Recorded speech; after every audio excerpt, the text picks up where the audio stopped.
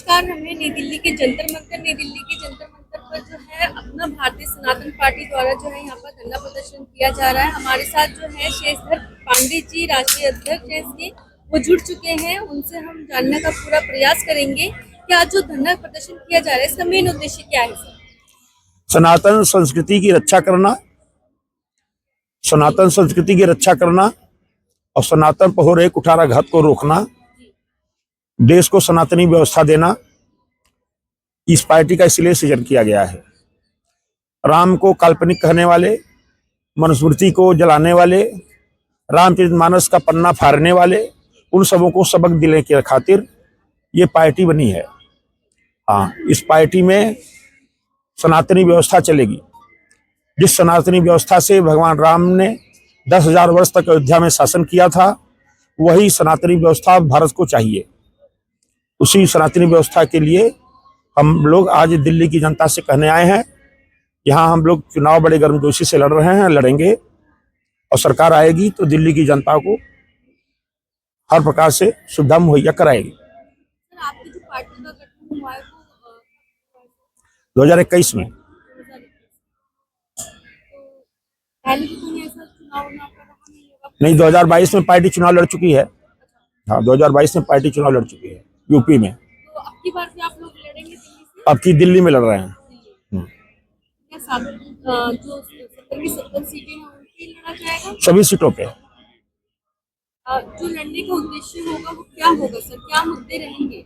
अब मुद्दे तो दिल्ली में इस समय जो समस्या बुजुर्गों को उपेक्षित किया जा रहा है, मुद्दा होगा केजरीवाल से दिल्ली प्रदेश को बचाना। केजरीवाल इन्होंने शराब को फ्री कर देते, कभी पानी को फ्री कर देते, कभी बिजली को फ्री कर देते, उसका नुकसान पब्लिक को भुगतना पड़ रहा है। और उधर बुजुर्गों का अपमान कर रहे हैं। बुजुर्गों को के सामने थाली परस के खींच दे रहे हैं। हम लोग ऐसा काम नहीं करेंगे। बुजुर्गों का सम्मान पहले। लेकिन वो तो लगातार फ्री की योजनाएं लेकर आ रहे हैं। आपने देखा होगा महिलाओं के लिए भी बड़ी स्कीम लेकर आएंगे। 2100 रुपये पुजारियों के लिए भी आपने देखा होगा। पुजारी जो है उनके लिए 18,000 रुपये मंथली देने का उन्होंने आह्वान किया। अगर वो जीत जाते तो फॉर्म जो है अभी से भरने स्टार्ट हो गए। हमारे पास और ऐसी योजनाएं हैं जो हम देंगे, जनता को देंगे, बुजुर्गों को देंगे। अभी उन्होंने कुछ नहीं दिया है। बोल रहे हैं ना सर? हाँ, बोल रहे हैं। तो पहले भी इन्होंने विधानसभा पंजाब का जीते, वहाँ भी झूठे वादे करके लौट आए, वहाँ भी कुछ नहीं प्राप्त हुआ किसी को। अभी दिल्ली में 2 बार तो इन्होंने मुख्यमंत्री बन चुके हैं, 2 बार में पब्लिक त्रस्त हो चुका है, तीसरी बार इनको मौका नहीं मिलेगा। बोलने तक सीमित नहीं रहेंगे हम लोग जो कहेंगे वो करके दिखाएंगे। हम लोग धरातल पर उतारेंगे, जो कहेंगे उतारेंगे। हम लोग को मैनिफेस्टो में ऐसा रहेगा। पानी अन्य जो सुविधाएं हैं वो आप देख ही रहे हैं, जैसे महिलाओं के लिए फ्री है। तो जो फ्री का जो यहाँ पे चलन चल रहा है दिल्ली में, उससे कहीं ना कहीं जनता जो है प्रभावित होती है और कहीं ना कहीं वोट जो है नेताओं के झोले में डालती है। तो कहीं ना कहीं इसका प्रभाव तो पड़ता ही है ना सर? तो आप लोग ऐसा कुछ रहेगा आपकी तरफ से कुछ ऐसा? हाँ, हमारे तरफ से भी रहेगा। जनता को हम ध्यान नहीं देंगे, जनता हमको कैसे ध्यान देगी? सारी सुविधा हम उनको मुहैया कराएंगे। जो फैसिलिटी उनको मिल रही है उससे फैसिलिटी बढ़ाएंगे। बात करें हम महिलाओं की स्थिति की, आए दिन आप देखते हैं कि कहीं ना कहीं घटनाएं देखने को हाँ। मिल जाती है। क्योंकि भारत की राजधानी दिल्ली है सर, और दिल्ली राजधानी में ही अगर ऐसी चीजें देखने को मिले, कहीं ना कहीं इसका प्रभाव जो है चुनावों पर पड़ता ही है। तो क्या लगता है यदि आपकी पार्टी महिलाओं के लिए क्या कुछ खास रहेगा?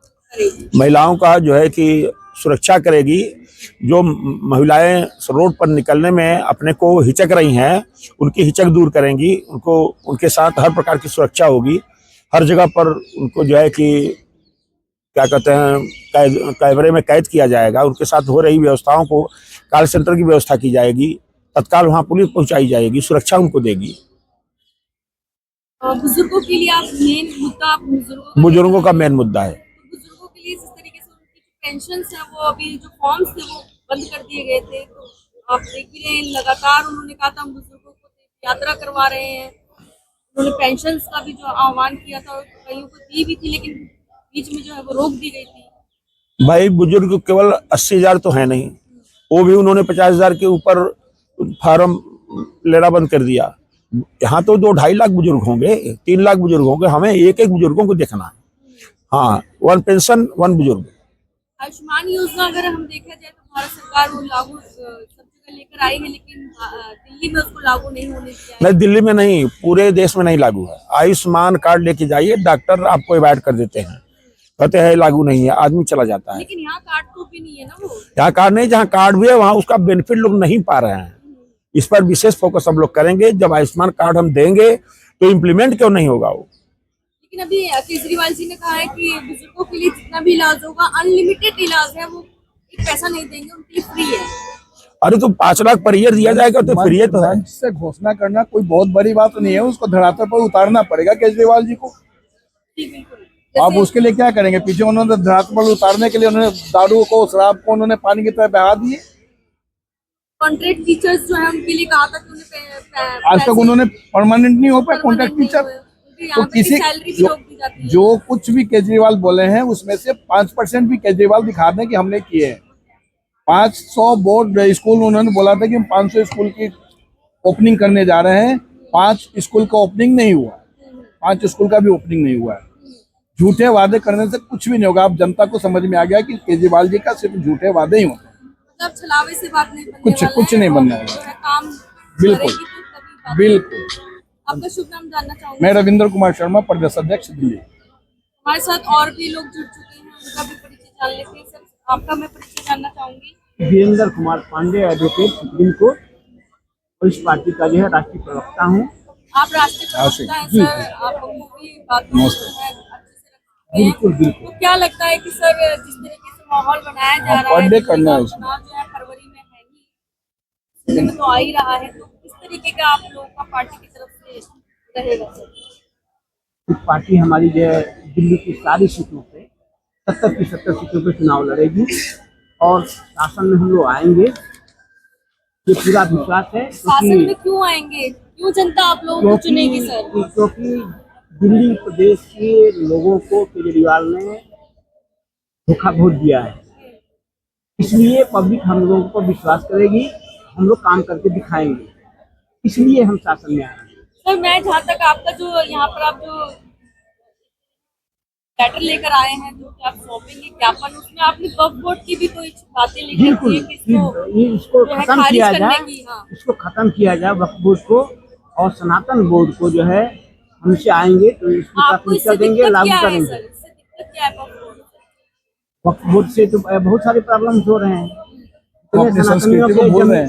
जमीनें हैं वो वक्फ बोर्ड लेकर जा रहा है, तो इस वजह से तो बहुत सारे प्रॉब्लम्स हैं। भारत के क्षेत्रफल पर बहुत बुरा प्रभाव पड़ रहा है ना। आपने अपनी मैं इस तरीके से बैनर पे भी देख रही हूँ, हिंदू ही मेरा अभिमान है, सनातन ही मेरी पहचान है। तो बिल्कुल। आप खाली हिंदुओं के लिए ही करेंगे क्या? हमारी प्राथमिकता जो है हिंदुओं का ही तो देश है भाई। हमारी प्राथमिकता होगी उनके लिए जो है। लेकिन आपके जो वोटर्स होगा वो तो सभी धर्म के होंगे ना? नहीं, वो ठीक है, वो ठीक है, हमारे वोटर सभी लोग होंगे, लेकिन हमारी प्राथमिकता जो है सनातन धर्म को मजबूत करने के लिए ही है। हम अगर बुजुर्ग को पेंशन दे रहे हैं तो उसमें वो सभी वर्ग के बुजुर्गों को देंगे ना, केवल हिंदू के बुजुर्गों को थोड़े देंगे। हाँ, हमारे साथ और लोग भी जुड़ चुके हैं सर। हाँ बोलेंगे भाई आप लोग। आपको परिचय जानना चाहूंगी सर। मैं अशोक राय हूँ, प्रदेश महासचिव। सर जिस तरीके से आप देख ही रहे हैं, नौकरी की बात की जाती है दिल्ली सरकार द्वारा भी, लेकिन नौकरी जो है उन्हें दी नहीं जाती, और कहें तो जिनकी कॉन्ट्रैक्ट बेस पे रखी भी जाती है उन्हें परमानेंट की बात करी जाती है, लेकिन वो वादे जो है कहीं ना कहीं चुनाव होने के बाद धरातल पे नजर नहीं आते। तो क्या कुछ रहेगा इस बार आप लोगों का?